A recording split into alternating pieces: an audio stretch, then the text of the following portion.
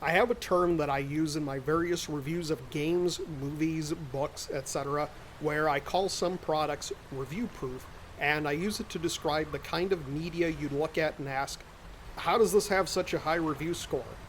Everyone loves Dredge, unless of course you don't, in which case you're probably confused on what all the fuss is about. Is it really worth 95% rating on Steam? I guess. The reason I call it review proof is that the people who might not like it probably aren't buying it or reviewing it in the first place. It's like how escargot keeps getting highly rated. Anyone who is even sheepish about snails on toast probably isn't getting past the stage of buying it and eating it, let alone reviewing it.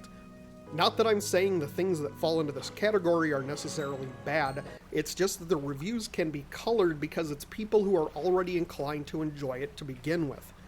Now, Dredge is a game where you play on a small boat dropped into a circle of islands in a world of Lovecraftian horrors.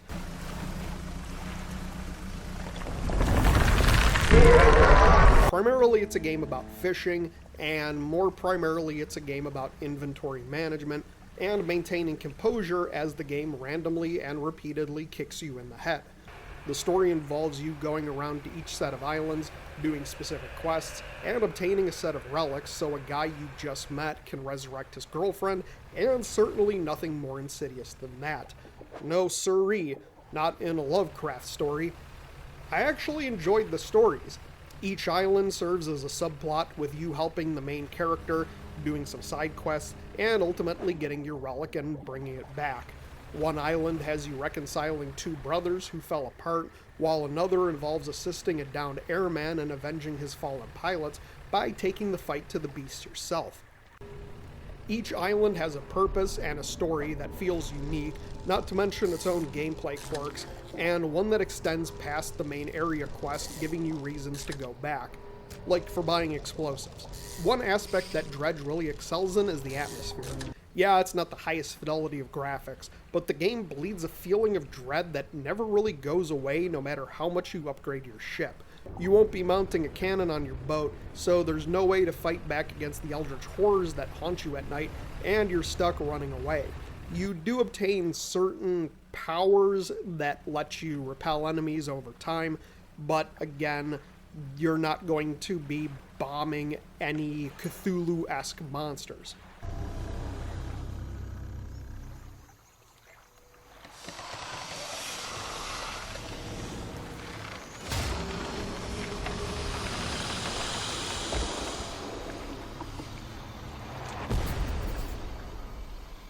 I still remember that horrible fear when I encountered what I thought was a friendly ship coming my way in the dead of night.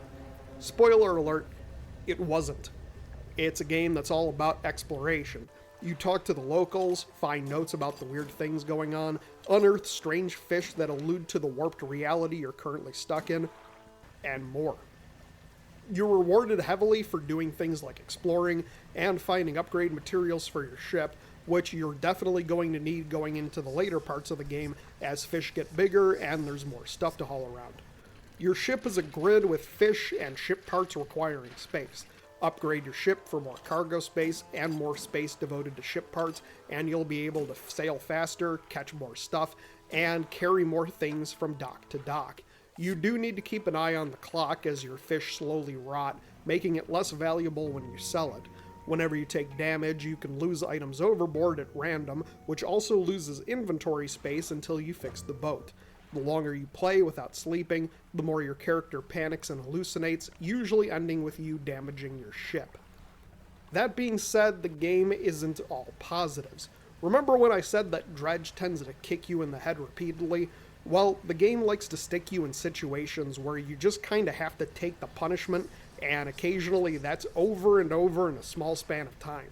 It's especially bad when you're carting around an irretrievable quest item and some tentacle pops out of the ocean to beat your ass, knocking it overboard and forcing you to reset to your last save. Or if you're carting around a specific fish to a quest location and suddenly crows come out of nowhere and steal it. The frustrations in this game are small and fleeting, but they are there. Now, I love a good mystery, and Dredge hands out plenty of carrots on a stick to keep you playing.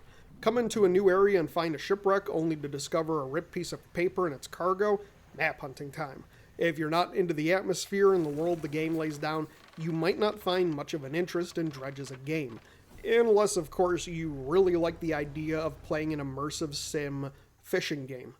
The cycle of fishing to get money and materials isn't dreadful, but it's definitely something. Dredge will probably be my more memorable rental for a while, and I will likely buy it and play it again once the price comes down to finish some of the quests that I failed. I highly recommend this game, at least for a rental. I got my copy from Gamefly. Hashtag not sponsored. If you play it without rushing, it'll probably take around 10 hours to complete the main story. Like and subscribe for more of these videos.